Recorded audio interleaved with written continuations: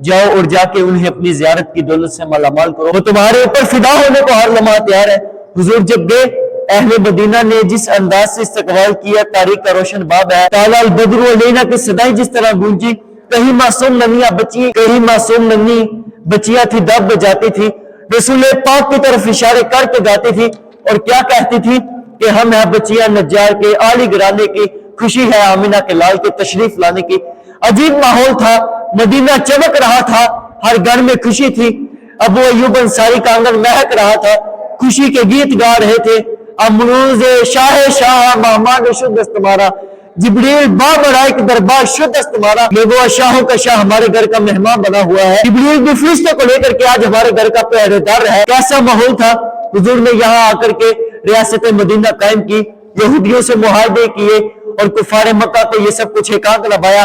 ابو جہل نے عبداللہ ابن ابی کو خط لکھا، اہل مدینہ کو ان سے لڑائی کرو ورنہ ہم تم سے لڑائی کریں گے، تمہاری بیویوں کو اپنی لونڈیاں بنا لیں گے۔ اسی طرح ایک مضمون کا ایک خط مسلمانوں کو بھی لکھا، ان کے مختلف جتھے مسلمانوں کے چراغاں گاہ پر حملے کرتے رہے، مسلمان بھی ان کا جواب دیتے رہے۔ عمر حضرمی کا قتل ایک اہم ایشو بنا۔ اس کے بعد ابو سفیان کا قافلہ جو شام سے واپس آ رہا تھا، جب انہیں خطر لاحق ہوا تو انہوں نے زمزم غفاری نامی ایک شخص کو سونا دے کر کے بھیجا کہ جاؤ جا کے تم اہل مکہ کو بتاؤ تمہارا قافلہ خطرے میں ہے، مدد کو پہنچو۔ زمزم غفاری ادھر سے چل پڑا، ادھر میرے رسول کی پھوپھی حضرت عاتکہ رضی اللہ تعالیٰ عنہ کو خواب آیا، ایک سوار اونچی پہاڑی پہ چڑھ کے کہہ رہا ہے اہل غدر اپنی قتل گاہوں کو 3 دن کے اندر اندر دھو۔ اس کے بعد وہ اونٹ سوار کعبۃ اللہ کی چھت پہ آ گیا اور یہ آواز وہاں بھی لگا رہا ہے۔ پھر جبل ابی قبیس پہ آ گیا اور وہاں بھی اس نے یہ آواز لگائی، لوگ اکٹھے ہو گئے اور پھر ایک بہت بڑی پتھر کی چٹان اوپر سے گری اور ٹکڑے ٹکڑے ہو گئے۔ مکہ کا کوئی گھر ایسا نہیں تھا جس میں اس کے کنکر اور اس کے ٹکڑے نہ گرے ہوں۔ حضرت عاتکہ جب بیدار ہوئی، انہوں نے اپنے بھائی حضرت عباس بن عبد المطلب کو یہ خواب سنایا، انہوں نے کسی اور کو خواب سنایا، چلتے چلتے خواب ابو جہل تک پہنچ گیا۔ حضرت عباس بن عبد المطلب سے نے حرم میں طواف کے لیے گئے، ابو جہل ایک ٹولی کی شکل میں بیٹھا تھا، کہنے لگا ابو الفضل، بنو ہاشم میں ایک نبی کا کافی نہیں تھا، ایک نبی نے بھی اعلان کر دیا۔ کہتے ہیں میں نے پوچھا کیا ماجرا، اس نے یہ خواب سنایا، میں نے ٹال مٹول کر دی، لیکن اس نے خوب پروپیگنڈا کیا، بلکہ کہا اگر 3 دن تک ایسا بھی واقعہ نہ ہوا ہم چمڑے کے اوپر لکھ کے کعبے کی دیواروں سے لگا دیں گے، سب سے جھوٹا خاندان بنو ہاشم ہے۔ حضرت عباس فرماتے ہیں میں جب گھر گیا تو عورتوں میں سخت کوسنے دیے، بدبخت پہلے تمہارے مردوں پہ باتیں کرتا تھا اب عورتوں پہ بھی باتیں کرنے لگ گیا۔ کہتے ہیں میں غصے سے نکلا، میرا خیال تھا کہ جب وہ ملے گا اور کچھ بات کرے گا تو میں اس کو خوب جواب دوں گا۔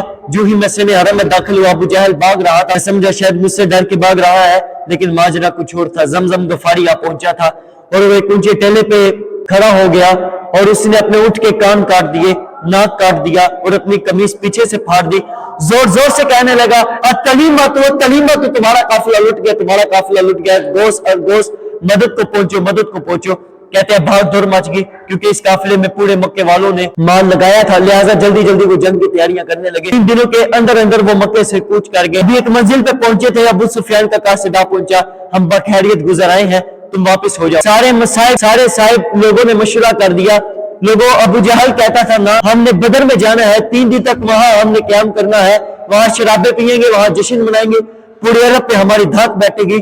ایسے لوگوں نے بڑا سمجھایا لیکن وہ ماننے کو تیار نہ ہوا۔ ہر منزل پہ ہر زور کوئی نہ کوئی سردار دعوت کرتا، 8 یا 10 اونٹ ذبح کرتا اور یہ قافلہ آگے بڑھ رہا تھا۔ ادھر حضور نے صحابہ کو جمع کیا، مٹھی بھر جماعت، ایک چھوٹا سا گھونسلہ جو تیار کیا تھا، ایک چھوٹی سی کائنات، چھوٹی سی دنیا میرے رسول نے تیار کی۔ حضور نے فرمایا صحابہ مجھے مشورہ دو، اشیروا علی ایھا الناس، لوگوں مجھے بتاؤ کیا کیا جائے۔ حضرت ابوبکر صدیق، حضرت عمر رضی اللہ تعالیٰ عنہما انہوں نے عرض کی حضور آپ جو چاہیں ہم آپ کے ساتھ ہیں۔ حضرت مقدار نے عرض کی حضور آپ برق الگمات تک بھی جانا چاہیں ہم آپ کے ساتھ دیں گے۔ حضور نے فرمایا مجھے مشورہ دو۔ ابو بکر و عمر نے عرض کی اے ہاد یہ دورہ، ہمارے مال و جان اولاد سب کچھ اسلام پہ قربان، غلامان محمد جان دینے سے نہیں ڈرتے، یہ سر کٹ جائے یا رہ جائے کچھ پرواہ نہیں کرتے۔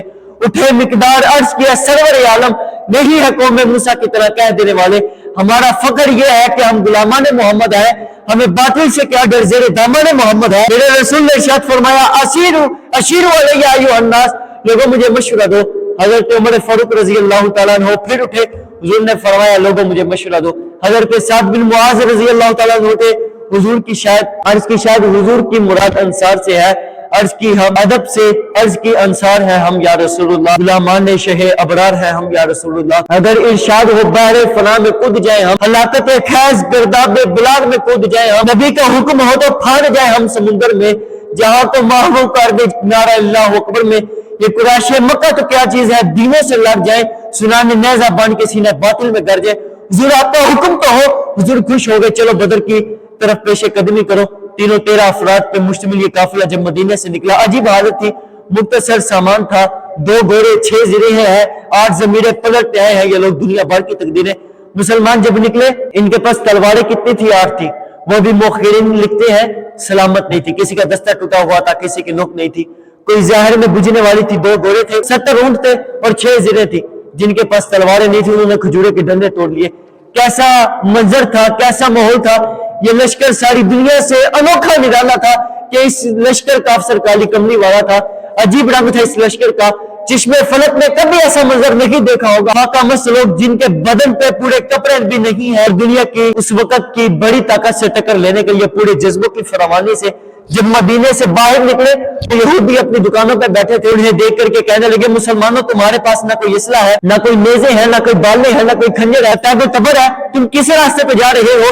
अलाते हर्बो ज़ब्त तो तुम्हारे पास है नहीं। मुसलमानों ने हुजूर की तरफ इशारा करके कहा, न तैबो तीर पे, न तकिया, न खंजर पर, न बाले पर, भरोसा है तो इस सादी से कमली वाले पर।